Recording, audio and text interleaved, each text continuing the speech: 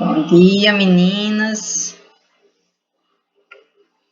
Então, hoje a gente vai continuar com conhecimentos pedagógicos e a gente vai falar sobre tendências e concepções pedagógicas.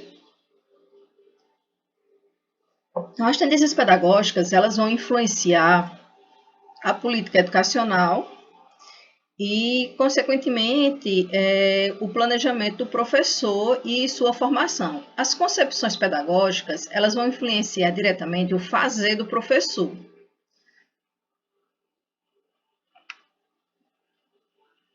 Tá?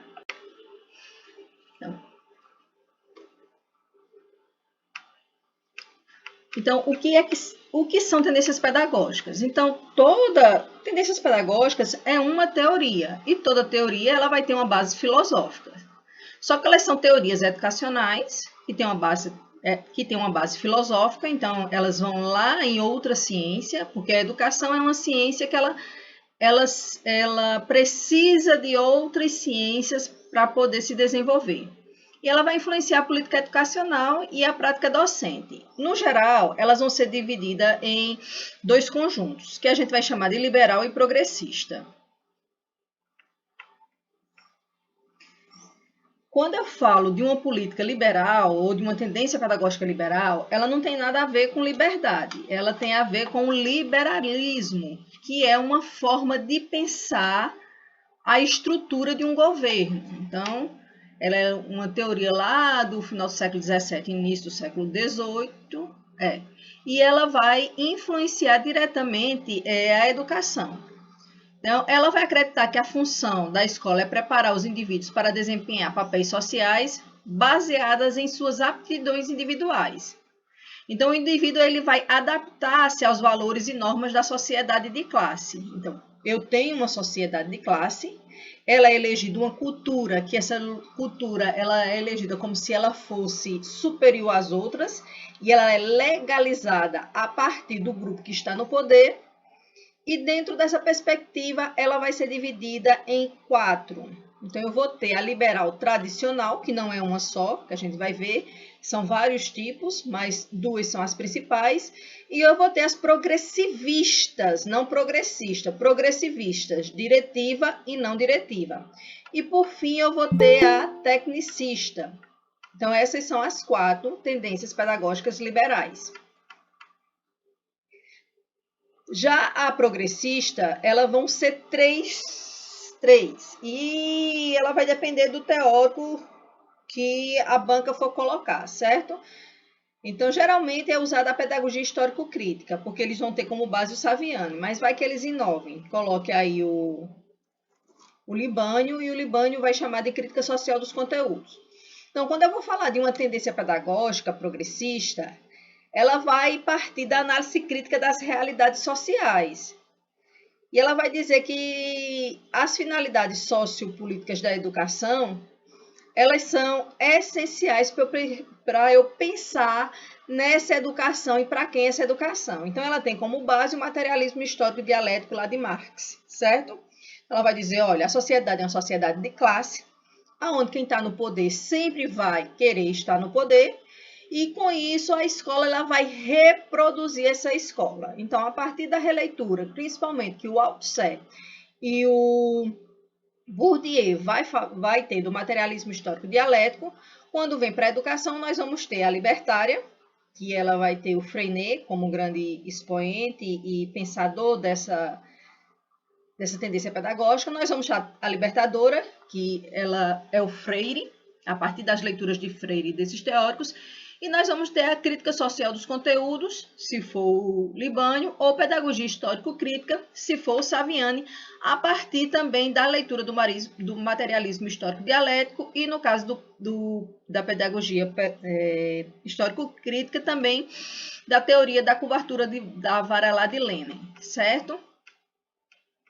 Então, tendências pedagógicas liberais, tradicionais, progressista diretiva, progressista não diretiva e tecnicista. E a progressista, libertária, libertadora, crítica social dos conteúdos ou pedagogia histórico-crítica. A tradicional. Veja bem, a gente fala de uma pedagogia tradicional, mas ela não é só uma. No geral, ela vai ser dividida em 2. Uma que vai ter como base o positivismo, que eu vou ter lá o representante do Herbert, e eu vou ter uma que vai ter como base a filosofia clássica, lá, Platão, Aristóteles, e que vai ter como representante as igrejas de cunho, principalmente católicas, que derivam lá da Companhia de Jesus, certo? Só que quando eu vou falar de uma tendência pedagógica, ela vai ter um papel da escola, ela vai ter um posicionamento dessa escola e desse sistema dentro dos conteúdos, elas vão ter métodos, o método que o professor vai aplicar dentro da sala de aula, ela também vai ter uma relação do professor-aluno, tipos de aprendizagem e aonde é que ela vai se manifestar. Então, quando eu falo do papel da escola, de uma escola tradicional, ela vai preparar um intelectual. Chegou mais alguém?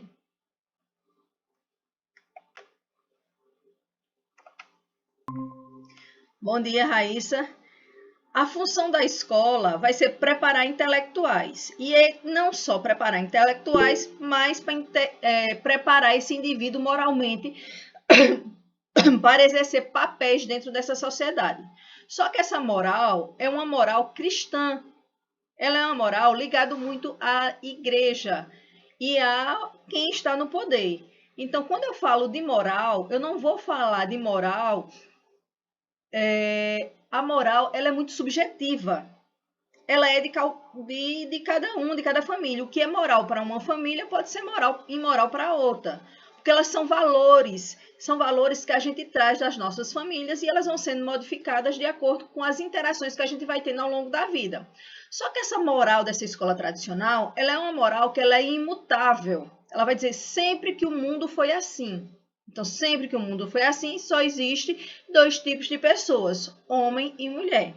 Se a gente for olhar pela biologia, sim. Mas as construções sociais vão dizer que os papéis de gênero, eles são diversos. E que a construção do que é ser homem e o que é ser mulher vai depender da sociedade ao qual o indivíduo está inserido. Para tradicional, não. Ela vai dizer, olha, homem se comporta assim e mulher se comporta assim. Ponto final. Os conteúdos, eles vão dizer que eles são imutáveis. Eles sempre foram os mesmos. Então, não há uma mudança no currículo. As verdades são absolutas. Então, ela é uma história vista de cima, do ponto de vista de quem dominou. Então, ela vai dizer, olha, o conhecimento é esse. Os outros grupos sociais, eles são marginalizados com seus conhecimentos, com suas necessidades educacionais. Eu preciso desse tipo de homem. Um homem dócil, um homem que obedeça, um homem que tenha os valores cristãos acima de qualquer outra condição ou acima de qualquer outra necessidade. A exposição, métodos, a exposição e demonstração por meio de modelos. Então, eu vou ter sempre um modelo e vou demonstrar. Então, olha, fulano tem que se comportar assim porque na nossa sociedade este é o modelo de homem que eu quero. Para desenvolver determinado conteúdo, ele só pode ser desenvolvido sobre esse método. Então, é tudo muito fechado. A relação do professor. O professor é a autoridade e ele é autoritário e o aluno é passivo. Então, tem-se a concepção de que o aluno é uma tábua rasa, que ele vem sem conhecimentos anteriores de casa e do seu meio social e a escola vai depositar aquele conhecimento. A aprendizagem é do tipo mecânica, então, repetir até que o aluno aprenda. E as manifestações, como eu falei, ela é humanística clássica, porque ela vai lá na filosofia clássica, né, lá dos gregos, ou científica a partir do positivismo. Então, o positivismo, quando ele vem, ele ascende as ciências, que a gente vai chamar de ciências duras, né, física, química e matemática, e ela tem um método, e ele vai dizer que esse método aplicado à educação, aonde eu vou planejar, aí eu vou expor o conteúdo, eu vou reforçar e eu vou avaliar. Então, ele vai ter um método rígido. E isso vai fazer com que esse aluno aprenda. Posso passar ou tem alguma dúvida?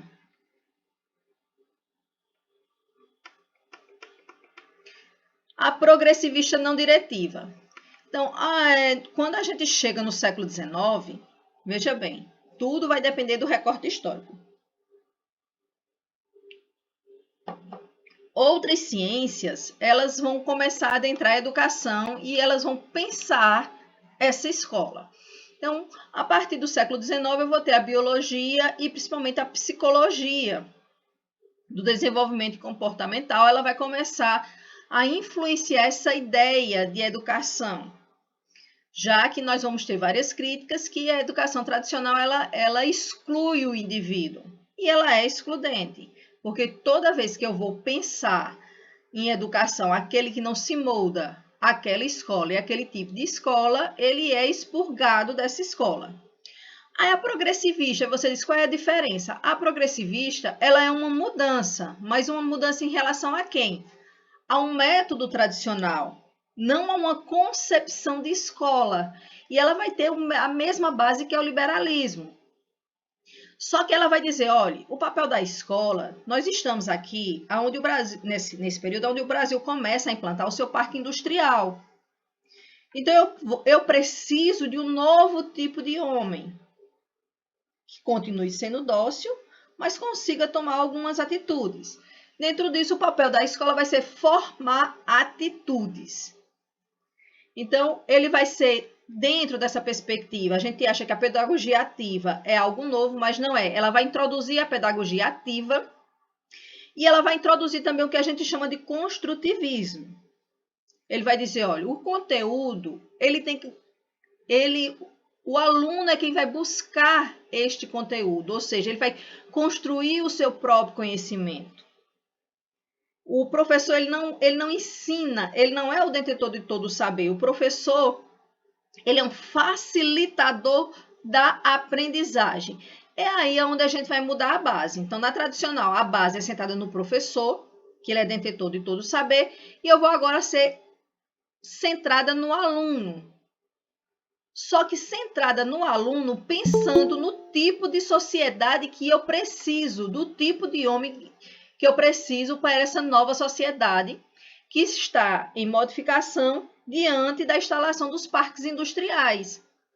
Então, não é qualquer. Eu preciso de um indivíduo que ele saiba ler e interpretar um manual. Eu preciso de um indivíduo que ele saiba o seu lugar dentro da sociedade, mas que não perturbe o status quo dessa sociedade. A aprendizagem, ela vai dizer que a aprendizagem ele vai modificar a percepção da realidade.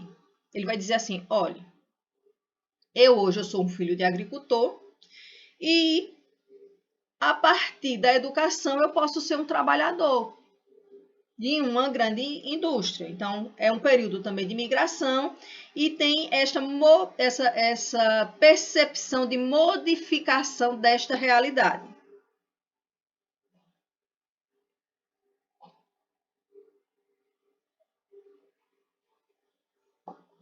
Só que essa percepção dessa modificação dessa realidade não é qualquer realidade.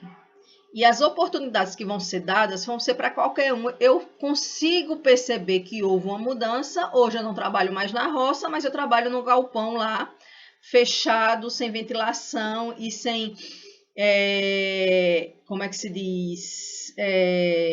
Conforto térmico adequado, mas eu não estou no sol. Então, ele tem esta percepção, só que ele vai dizer, olha, eu melhorei de vida, mas ele não consegue ver que esse tipo de educação, ele dá uma certa mobilidade social, mas até um certo ponto. Você pode chegar a ser um empregado, mas nunca você será o gerente desta empresa. Então, as manifestações vão estar no Carl Roger, que é o pai do construtivismo, no New, ou nas escolas de Summerhill. Essas escolas de Summerhill foi uma experiência que ainda existe na França, na qual o New ele fez escolas, e essas escolas eram escolas modelos que reproduziam essa sociedade e elas tiravam esses indivíduos do centro ali de Paris e das periferias e levavam para outro local, para que eles tivessem uma aprendizagem fora desta realidade e dizendo que que estaria dando condições para que esses indivíduos ascendessem socialmente. Só que essa é uma falsa visão, porque eles vão dizer, olha, ela é muito baseada na meritocracia. Ele vai dizer, olha, se eu conseguir, se Clara consegue, por que a irmã de Clara não consegue? Aquela não tem. Então, ela vai dizer isso, olha, tudo vai depender. Então, se Clara conseguiu, apesar de andar 10 quilômetros a pé, ir até a escola, conseguiu estudar e se formar professora, por que a vizinha dela, que ia com ela e foi matriculada na mesma escola, não conseguiu? Ela não consegue ver o que é que tem por trás. Então, a questão do apoio da família, a questão das interações culturais que são diferentes, da visão que a família de Clara tem da educação e da escola, que são essenciais para que esse indivíduo, mesmo pobre, ele consiga quebrar esse ciclo dentro da família.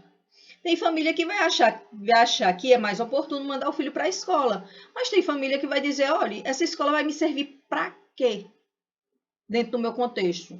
Eu prefiro que meu filho vá para o roçado e minha filha fique cuidando de casa dos outros irmãos e depois vai levar a comida lá para quem está trabalhando no roçado. Então, isso vai depender muito das realidades. Só que ela vai ver só aquilo. Então, se eu estou dentro do mesmo ambiente e eu conseguir chegar a uma universidade, o meu vizinho, o meu primo, o meu irmão não conseguiu porque não quer. E a gente sabe que não é bem assim. Vai depender da capacidade cognoscente desse indivíduo, vai depender das experiências, das primeiras experiências educacionais que ele teve, se essa escola foi acolhedora ou não. Então, tudo isso não é levado em consideração. Ela é progressivista, porque há essa mudança de pensar o aluno, né? De pensar no aluno, se ele aprendeu ou não e como ele aprendeu ou não, mas no final a escola ela vai ter uma função bastante semelhante. É formar atitudes, formar a um homem que ele consiga ser incluído nessa sociedade que está em mudança, dentro da construção dos parques industriais.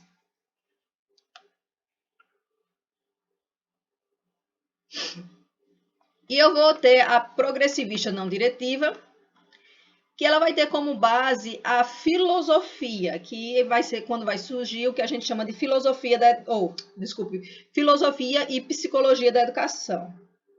Filosofia, psicologia e sociologia da educação. São as 3 ciências. E ela vai dizer que o papel da escola vai ser adequar este indivíduo ao meio em que ele vive. Então, a gente vai ter a formação das grandes cidades nesse período. Ele vai dizer, olha, as cidades estão muito grandes, principalmente cidades como São Paulo e Rio de Janeiro. Eu tenho que deixar o homem do campo no campo e o da cidade na cidade. Então, para isso, a escola vai ter um papel primordial. E ele vai dizer, olha, os conteúdos trabalhados nas escolas vão partir das experiências do aluno frente à resolução de problemas. Se eu venho da zona rural, essa escola vai ser uma escola rural, onde eu vou tentar resolver os problemas rurais. Se essa escola é uma escola urbana, eu vou tentar resolver os problemas urbanos a partir lá dos conteúdos escolares que são desenvolvidos. Então, o método vai ser a resolução de problemas. Então, eu vou ter lá sempre um problema. E é nesse período que as escolas elas começam a ser equipadas. Então, vai a necessidade de bibliotecas, vai a necessidade de laboratórios. Então, a gente vê que ela vai evoluindo, a sociedade vai evoluindo, a ciência vai evoluindo e a escola vai evoluindo. A relação de professor-aluno. O professor vai ser um auxiliador no desenvolvimento do aluno.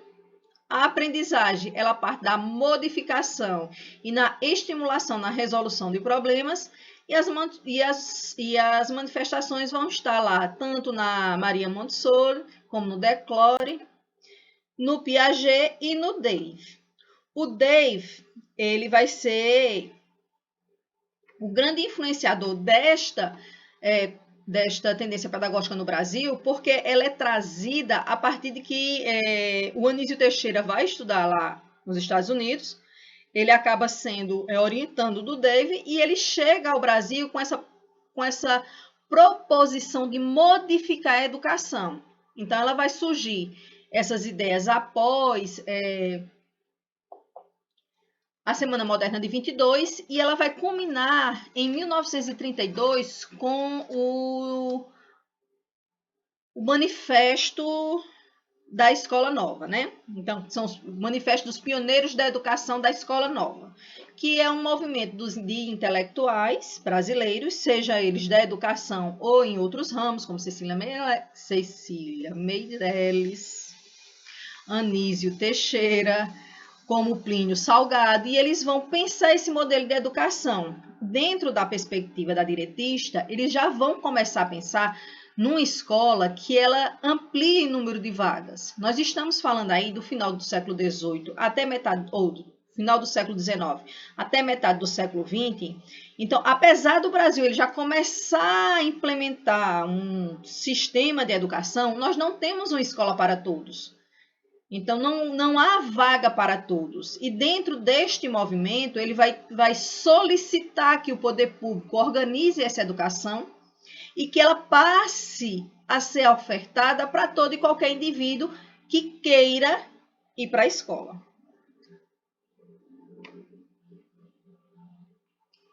E aí vem a tecnicista. A tecnicista, ela vem após 1950, ela começa a ser pensada a partir de uma mudança educacional. De uma mudança educacional, aonde eu também mudo um sistema político, porque a gente vai começar aí aos anos de chumbo da ditadura militar. Dentro dessa perspectiva, eu vou pensar um novo tipo de educação, um novo tipo de homem, e para isso eu vou buscar uma ciência que me dê conta disso. E essa ciência vai ser lá o que a psicologia chama de psicologia do comportamento, aonde as ideias de Skinner, eles vão chegar à escola. Então, qual vai ser o papel da escola? Vai ser modelar através de técnicas específicas. Ele vai dizer, olha, todo mundo aprende. O Skinner, ele desenvolveu uma técnica que ele chamou máquina de aprender. Foi testada primeiro em ratos, depois nos alunos. Ele vai dizer que a gente aprende com o estímulo certo. Só que dentro dessa perspectiva, nós vamos ter o estímulo certo para a resposta certa. Se eu não aprendo, eu vou estimular esse aluno. Esse estímulo nem sempre é positivo, ele pode ser negativo. Então, é onde a escola começa com seus piores castigos, que é com um chapeuzinho de burro, ficar ajoelhado lá no milho. Dentro disso, eu vou ter os conteúdos, que eles vão ser informações. Então, o que é que a gente vai ver que a gente vai tirar alguma coisa de cada tendência pedagógica. É a partir daqui também que entra a administração dentro da escola. E ela vai dizer, olha, esse conteúdo, para que ele possa aprender, ele tem que ser ordenado. Eu não posso hoje dar um conteúdo e amanhã dar um novo conteúdo que não tenha nada a ver, não tenha base aquele conteúdo. Então, é a partir daí que a gente vai começar as nossas sequências pedagógicas, sequências de aulas. Bom dia, Gilmário. Bom dia. Ela vai pensar isso. Então, as informações vão ser ordenadas numa sequência lógica e psicológica, onde o conteúdo vai servir de base para outro. Então, a escola ela começa a pensar em uma organização didático-pedagógica. Os métodos, a técnica é a da recepção e transmissão da informação. Aqui o professor ele passa a ser um mero executor. Ele é um técnico em educação, onde chega tudo pronto das secretarias e eu vou apenas executar. Inclusive o plano de aula chega pronto. A relação do professor e aluno, como eu falei, ele transmite o aluno fixa a informação através do estímulo, o estímulo certo para a resposta certa. A aprendizagem ela é baseada no desempenho. Então, aqui é também que vai começar a competição, que a gente sabe que tem dentro da escola. Apesar de dizer que a escola ela não é para competir, os pais dessa época e os professores que foram formados dentro dessa perspectiva, eles vão pensar isso. Eles vão dizer, olha, a escola ela vai ter que... Se eu dei aula e fulano tirou 10, porque cicrano não tirou? Os pais vão dizer, eu te dou todas as condições de estudar, porque você tirou 10, fulano tirou 10 e você não tirou. Então, ela começa uma competição por nota, para saber quem são os primeiros colocados, quem se destacou. E esse destaque ele vai ser compensado. Então, ele é compensado através daquela medalhinha, ele é compensado no final do ano como um aluno laureado, ele é compensado nas comemorações no final de ano, onde mostra os melhores alunos com melhores desempenhos. É dentro dessa perspectiva que muitas escolas hoje particulares também têm turmas olímpicas. Então, é essa perspectiva da educação que ainda é aplicada. E como eu falei, ela vai tem como base o Skinner. O Skinner, ele é um psicólogo, ele desenvolveu a teoria do behaviorismo, que é dentro da psicologia do comportamento. Então, dentro da psicologia do comportamento, ele vai dizer, olha, todo comportamento pode ser moldado através da interação entre estímulo e resposta. Então, sempre que o indivíduo ele tem um posicionamento ou um reflexo, uma resposta a um estímulo que não seja satisfatória, eu tenho que refazer esse estímulo, que é o estímulo certo para a resposta certa, até que ele aprenda de acordo com o planejamento que foi feito pelos sistemas de ensino. Beleza até aqui? Aí eu vou ter agora as de cunho progressistas. A primeira vai ser... Tem um erro ali, é Arroio. Ah, não, tá certo, Arroio. A primeira vai ser a libertária. A libertária, ela tem como base o materialismo histórico dialético, mas ela também é uma contrapedagogia revolucionária, que ela vai ter como base... Ah, meu Deus, deixa eu lembrar aqui. Tá na ponta da língua, já eu lembro.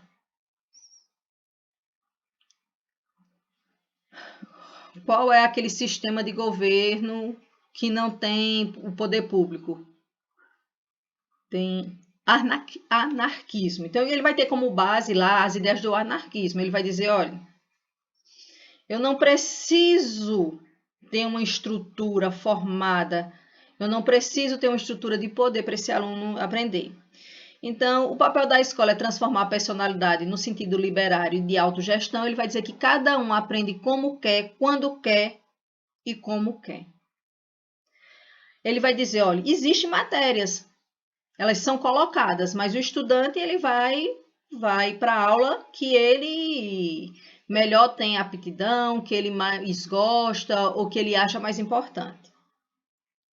O método é a vivência grupal, na forma de autogestão, que ele disse, se a gente vive em uma sociedade, a escola tem que se viver numa sociedade e eles têm que se organizar e se autogerir, os alunos.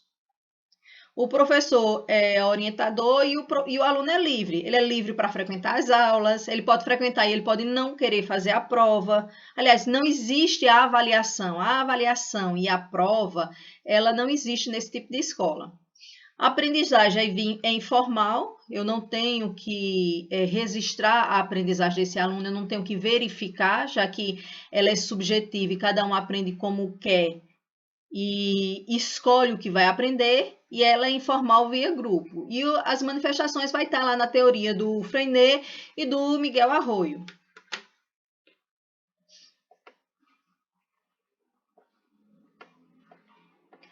A libertadora vai ser a leitura que Freire vai fazer sobre o materialismo histórico dialético e a composição da sociedade, só que bem fundamentada na realidade brasileira. Ela é uma pedagogia que ela não nasce na escola, ela nasce no movimento social. E depois ela faz o inverso, porque geralmente a pedagogia ela nasce na escola e depois ela vai para o movimento social. A libertadora não, ela nasce no movimento social e só após 1960, 50 e pouco, 60, é que ela vai adentrar a escola. Com algumas experiências bem pontuais, mas ela só vai ter a sua grande difusão a partir de 1985 e principalmente a partir de 1988 com a nova Constituição. E ele vai pensar que essa escola ela tem o papel de desenvolver a consciência da realidade, onde o indivíduo vive. Então, ela vai buscar transformar a transformação social, tá errado ali. A transformação social, ele vai dizer, olha, essa escola, ela só tem sentido se ela mudar essa sociedade. Ele vai ter um pouco também das leituras que o Freire vai fazer do Gramsci. Que o Gramsci vai dizer que a escola, ela só vai ser a escola do trabalhador a partir do momento que o professor ele se vê como um intelectual de classe. Não da classe professor, e sim da classe da onde ele veio. Porque ele diz que os cursos de formação de professores, eles incentivam essa ruptura com a classe de origem do professor. E ele acaba absorvendo e desenvolvendo e reafirmando as normas e as concepções e os valores da classe de quem detém o poder. Então, dentro dessa consciência, dessa realidade, o Freire vai dizer, olha, eu tenho que ter a consciência de quem sou nesse mundo. Ele vai dizer, ninguém chega a uma escola ou a qualquer outro local sem uma concepção de mundo anterior, sem conhecimentos que foram anteriores. E esses conhecimentos, eles têm um significado que vai depender do contexto social. Então, com isso, ele vai dizer, vovô não viu a uva. Vai ser a grande crítica dele ao tecnicismo, que se chama também de educação bancária, e ele vai dizer, vovô não viu a uva no sertão paraibano. Hoje até viu, né? Que Petrolina tem, mas naquela época não se via. Vovô viu o caju, vovô viu o umbu, porque ele vai dizer que esse conhecimento e essa contextualização que se inicia ainda com as pedagogias liberais, elas não atendem à realidade da grande maioria da população, principalmente aonde o Freire está. Ele está lá no movimento da Pastoral da Terra. Então, ele começa lá na Pastoral da Terra. E ele vai dizer, essa educação, ele vai dizer aquela famosa frase, né, que antes da leitura da palavra existe uma leitura de mundo. E que essa palavra, essa leitura de mundo, ela tem um significado. Então, ele vai dizer que quando eu vou desenvolver e eu vou alfabetizar esses indivíduos, eu tenho que ter como base palavras que tenham um significado político, intencional para aqueles indivíduos. Então, se eu estou dentro de uma comunidade onde a base é a produção do carvão, a relação dele com a natureza e com a produção do carvão é uma. Diferente de quem vai lá pegar o carvão para fazer o seu churrasco. E isso ele vai aplicando a questão dos oleiros, ele vai aplicando a questão dos boia-frias, né? Que não chamam boia-fria. Como é que se chama aí na zona da mata o pessoal do corte de cana? Não é boia-fria, não, eles têm outro nominho. E ele vai dentro dessa perspectiva. Ele vai dizer que o método é através do grupo de discussão, porque primeiro ele vai abrir, ele vai selecionar as palavras que têm um significado dentro daquela comunidade e a partir dela começar a trabalhar através dos temas geradores. Então, há uma discussão política, de intencionalidade, de funcionalidade desses cognatos para poderem ser desenvolvidos. Ele vai dizer que a relação entre professor e aluno é de igual para igual. Ninguém sabe tudo que não possa aprender, ninguém sabe nada que não possa ensinar. Então, ele tem como base a dialética. A aprendizagem vai ser resolução de situações, problemas, que vão ser diferentes de uma comunidade para outra, e a manifestação vai estar lá no Freire, né?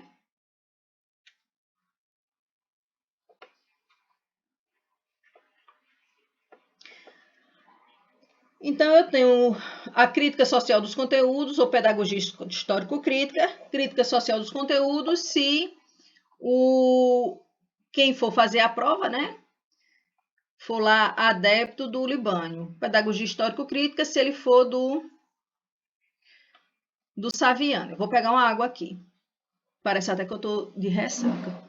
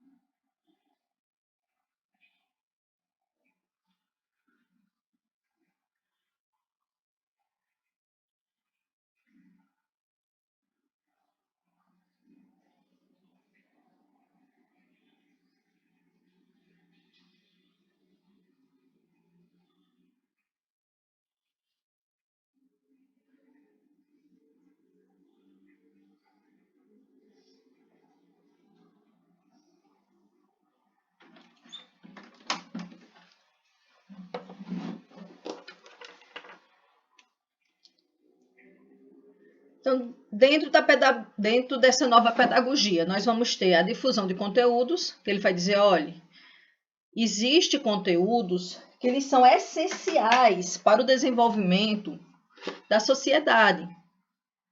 E também para que esse indivíduo tenha condições de concorrer a pé de igualdade com aqueles que têm um maior poder aquisitivo e cultural. Ele vai dizer, olha, eu tenho culturalmente as classes menos abastadas, elas são prejudicadas porque elas não têm acesso aos bens culturais que as classes mais abastadas têm. Então, a livros, cinema, teatro, lazer. Os conteúdos, eles são incorporados pela humanidade frente à realidade social. Ele vai dizer que é essencial que essa base seja sólida. Os métodos, vai ser a experiência do aluno confrontado com o saber sistematizado. Então, eu tenho uma noção de mundo. E essa noção de mundo, ela vai ser confrontada na escola. E ela vai mostrar realmente o que é isso. É dentro disso que o aluno, eu vou formar um sujeito crítico. Esse aluno tem que dar condições de exercer plenamente a cidadania e compreender que quando o poder público ele está numa escola na periferia, não é porque ele quer que eu estude perto da minha casa somente e só não. É porque isso vai diminuir o custo com o transporte de aluno que ele tem que dar, caso ele não possa se locomover. Isso ele vai evitar um colapso do transporte público, porque quanto mais gente circulando, mais investimento no transporte público tem que ter. Então, se ele investe, ele investe também nessa mobilidade social. Dentro disso, eu tenho uma concepção também que esse aluno, ele estudando perto de casa, ele tem menos possibilidade de se perder nesse trajeto. Quando a gente fala em se perder, não é que ele não saiba para onde vai, mas a cidade ela é mais atrativa do que a escola. Então, quando o menino vai para a escola, ele desce, ele tem um grupo de colegas que estão ali conversando, gazeando aula, ou que eles vão para alguma praça ou fazer alguma atividade para que, principalmente na adolescência, é tudo muito urgente, né? Que eles acham que não pode deixar para depois. Ele pode ir. Ele está mais sujeito a interações com indivíduos que possam desviar desse caminho. Então, ele vai dizer, por que eu vou para a escola? Passar a manhã toda lá sentado, se eu não tenho um rendimento, e o meu colega que não está indo para a escola, ele tem um rendimento, sem se preocupar as condições desse rendimento vai ter no futuro, se isso é lícito ou se não é lícito, se aquilo é imediato, mas que mais tarde vai me tirar possibilidades melhores. Então, ele vai dizer que esse conteúdo tem que dar conta de tudo isso. A relação do professor-aluno. O aluno participa e o professor vai ser o mediador entre o saber e o aluno. Ele vai mediar, ele vai guiar esse aluno. Então, eu tenho um senso comum e eu vou guiar para saber que ele vai ser científico, o que é comprovado, o que tem validade e aplicabilidade real. A aprendizagem é baseada em estruturas cognitivas, já estruturada pelos alunos. Ele vai dizer que um conhecimento ele vai servir de base para outro. E as manifestações vai estar no Macarenco, no Saviano e Libânio, como também no Charlot e no Sidney. Podemos continuar?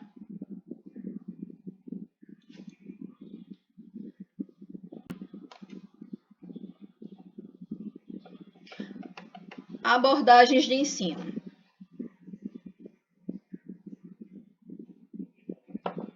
A abordagem de ensino ela vai fundamentar a ação docente. A gente vai ter a concepção que eu não vou usar somente uma abordagem, não existe uma abordagem ruim ou uma abordagem boa. Vai depender muito do meu conteúdo e de como o meu aluno aprende. Então, eu vou ter diferentes abordagens do processo de ensino e aprendizagem.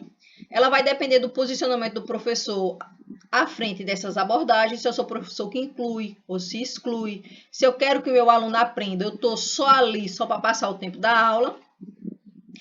E ela também vai depender do comportamento do ensino em situações de sala de aula, porque é muito bonita a teoria, mas às vezes ela não vai condizer com a minha realidade. A minha realidade ela vai depender da estrutura do sistema educacional, do desenvolvimento do aluno. Então, a gente vai ver que nem tudo a gente consegue fazer, apesar de toda boa vontade e de querer fazer. Mas a gente pode ainda fazer a diferença. Então, ela vai ser teorias sobre o conhecimento, que são baseadas em teorias psicológicas que vão influenciar a tomada de decisão do professor, e ela vai ter 3 características. Ou ela vai ser primada no sujeito, ou no objeto, ou na interação. No sujeito é no aluno, no objeto, no conteúdo. Ou na interação entre o aluno e o conteúdo. E isso vai fazer com que o professor tome uma decisão de como ele vai desenvolver esse conteúdo. Então, a ação educativa ela é sempre intencional. Então, o que eu faço e o que eu deixo de fazer dentro da minha sala de aula, ela tem uma intencionalidade, porque ela vai ter um resultado a curto, médio e longo prazo.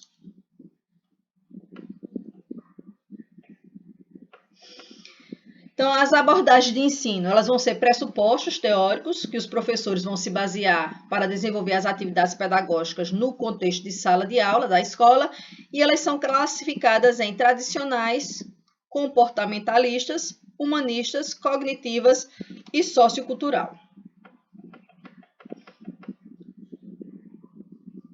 Então, eu trouxe aqui uma tirinha para a gente ficar mais leve. Ele diz, o macaco está no mato.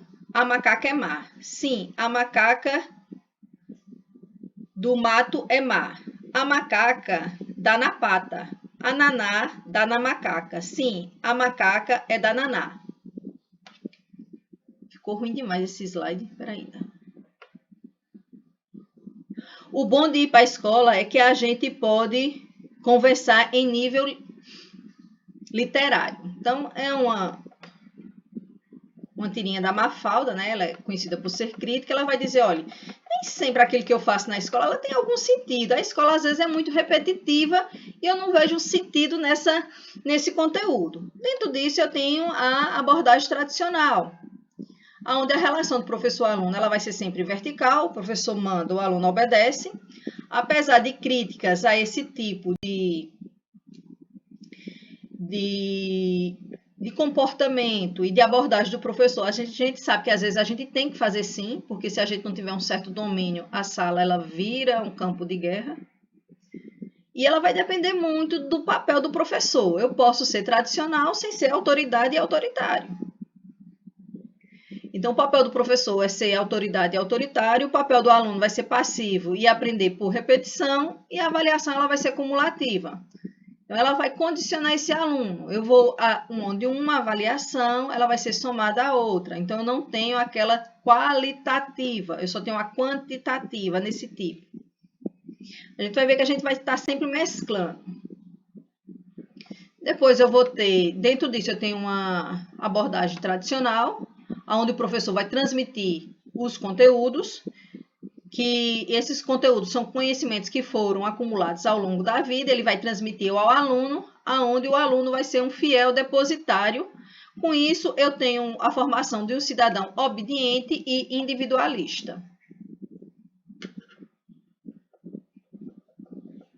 Então, aqui é a máquina escolar de Skinner, né? Vê que ela é bem sugestiva. Eu pego diferentes alunos, então eles vão para a escola, eles são equipados com conhecimentos e com técnicas para que saiam todos padronizados, e aqueles que não conseguem se adequar, eles vão ser expurgados, né? A escola é obrigatória, quem não consegue se enquadrar vai aí ser excluído dessa escola. Dentro disso, eu tenho a abordagem comportamentalista, que vai ser justamente aí ter como base o Skinner. Então, a relação professor-aluno, ela continua sendo vertical. O professor é um planejador, é um técnico, onde eficiência e eficácia são as palavras de ordem neste planejamento. O papel do aluno vai ser passivo e condicionado, então eu vou condicionar esse aluno a aprender certos conteúdos e certos comportamentos que vão ser validados por essa sociedade, e a avaliação vai ser certificadora, então eu vou dizer quem aprende e quem não aprende. Só que ela vai dizer que cada um tem um ritmo, por isso que tem sempre esse reforço. Eu vou estar sempre reforçando. E esse reforço é essencial para eu condicionar esse aluno. Que é o Calvin, ele vai dizer: quem gostaria de resumir o que acabamos de ler? Que tal você, Calvin? Ele faz: sinto muito, mas eu estou aqui contra a minha vontade e me recuso a cooperar. Eles podem prender meu corpo na escola, mas não podem acorrentar o meu espírito, minha alma corre livre, paredes não podem contê-la. Leis não podem restringi-la. Autoridade nenhuma tem um poder sobre ela. Aí a professora disse: Calvin, se você pusesse nos estudos metade da energia que você põe em seus protestos, ele disse: tente deixar uma mensagem. Meu espírito seleciona a chamada. Ou seja, a escola, ela não está preparada para esse aluno que não se enquadra dentro dessa perspectiva e desse modelo de educação. Então, eu vou ter na abordagem comportamentalista, eu vou ter estímulos que visam condicionar os indivíduos através de reforços. Então, com isso, eles vão desenvolver competências, habilidades e atitudes, os alunos, eles vão executar e eles vão desenvolver capacidades.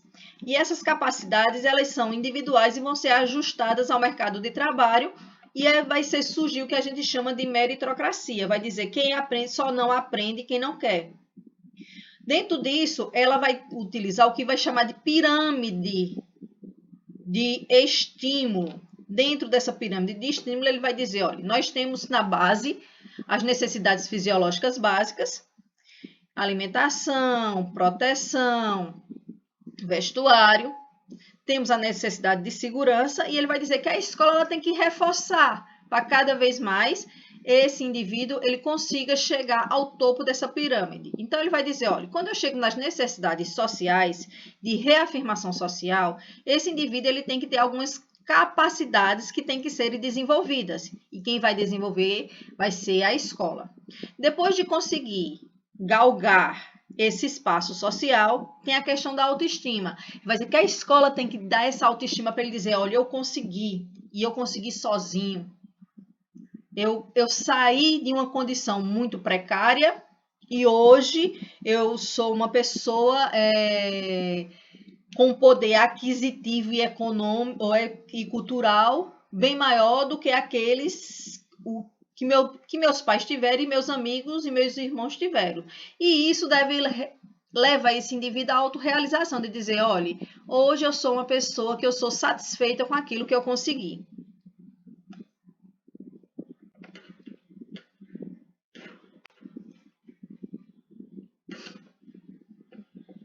Eu vou ter uma humanista, que a relação do professor-aluno vai ser horizontal, então vai ser uma troca. O papel do professor vai ser o facilitador da aprendizagem. O aluno vai aprender fazendo, ele é ativo, a pedagogia é ativa.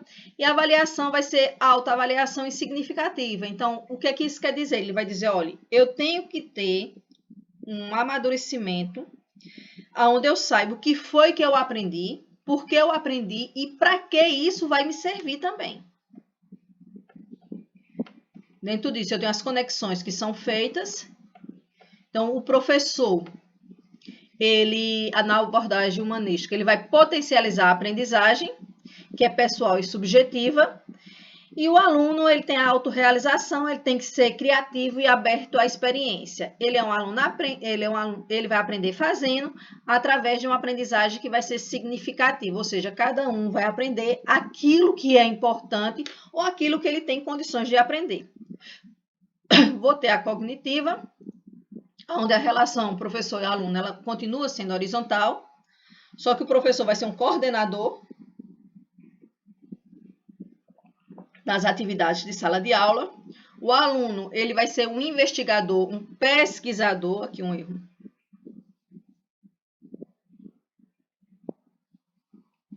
E a avaliação ela é um parâmetro e ela é aqui onde entra a compreensão do erro.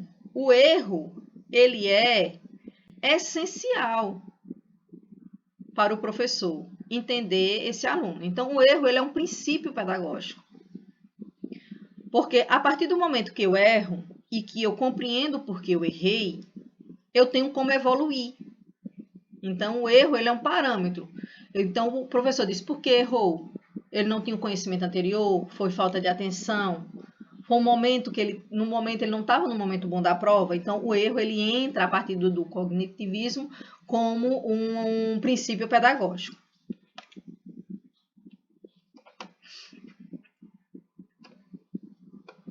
Então, a abordagem cognitivista, ela é interacionista, ou seja, vai haver uma interação entre o sujeito e o objeto. O pensamento vai ser a base da aprendizagem, o sujeito ele vai fazer a assimilação do conhecimento, que vai modificar essas estruturas mentais. Essa interação ela é do pensamento, da aprendizagem, mas também do meio aonde o indivíduo está inserido. Então, Tome, pensei em ficar com o troco da padaria para comprar bala, mas não consegui. E tudo por causa do inquilino que começou a dizer que isso é muito feio, que não se faz, sei lá o quê. Aí a mãe pergunta, inquilino? Que inquilino? Esse que a gente tem aqui dentro. Então, dentro disso, a gente vai ver que a educação, o Piaget ele vai classificar o desenvolvimento humano em três perspectivas. Ele vai dizer que dentro dessa perspectiva, a educação ela tem que dar condições a esse indivíduo, que ele vai chamar de anomia, heteronomia e autonomia. Então, a anomia, ele vai dizer que dentro do processo, que é geralmente quando as crianças têm entre 3, 2 e 4, 5 anos, ela vai ser avessa a todo e qualquer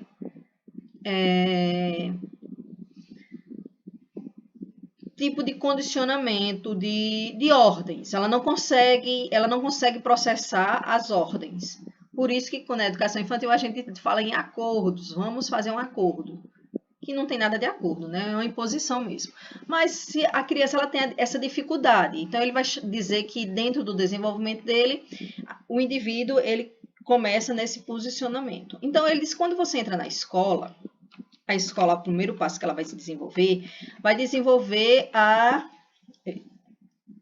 anomia, a heteronomia, que é a capacidade que o indivíduo vai dizer, ó, eu vou fazer porque senão eu vou ser punido. Eu vou estudar, porque senão eu tiro nota baixa.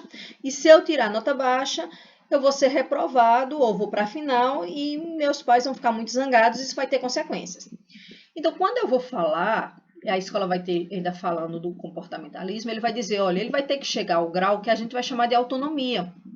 Que eu vou fazer aquilo porque eu tenho a compreensão que aquilo é importante.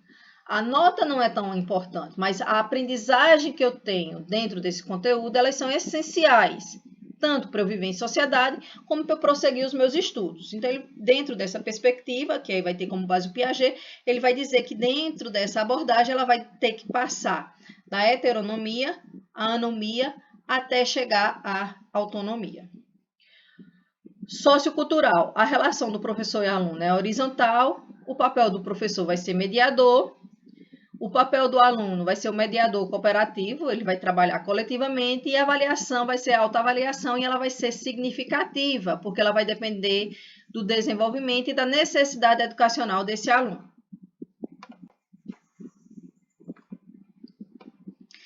Dentro da abordagem sociocultural, ela vai ser centrada no ensino e na aprendizagem, onde o sujeito é um ser crítico, que vai interagir com o objeto através de conhecimentos que são formais e informais.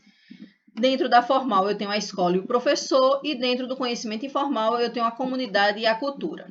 Dentro dessa perspectiva de múltiplas abordagens, eu tenho um pluralismo de interações com essas linhas teóricas, elas coexistem dentro da escola e dentro do nosso fazer.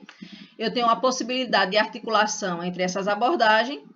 Não há teoria que resista às mudanças sociais, filosóficas e psicológicas, e as abordagens não são sistemas fechados. Ou seja, eu não vou, se eu digo assim, eu sou comportamentalista, eu não vou aplicar somente aquela abordagem.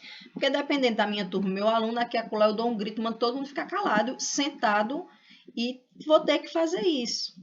Porque senão eu não consigo organizar as atividades dentro da minha sala de aula. Certo, gente? A gente parou aqui e agora a gente vai lá para os exercícios. 10 minutinhos de intervalo e a gente volta já? Pode ser. Pode ser, né? Então, 10 minutinhos e a gente volta já já.